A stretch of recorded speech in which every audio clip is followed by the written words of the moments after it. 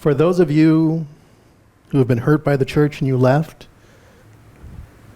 I understand, and so does God.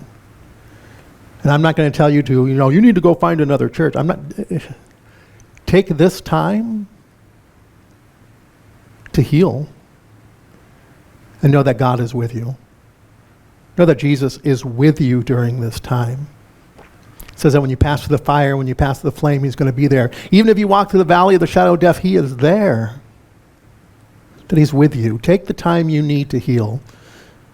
Don't let anybody rush you back into another church if you're not ready to go. And for those of you who are deconstructing, I understand what a painful process that can be. Don't let anybody tell you it's because you don't know Jesus. It's because you found him, just not in your childhood faith, not in your childhood church.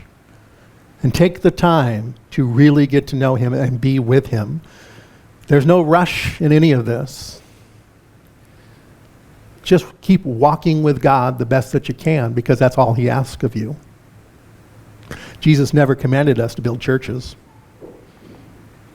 Show me where it says that. It says don't forsake the assembling together. It's important for you to be around other human beings. But that's not about going to church. That's one of those misquoted kind of things.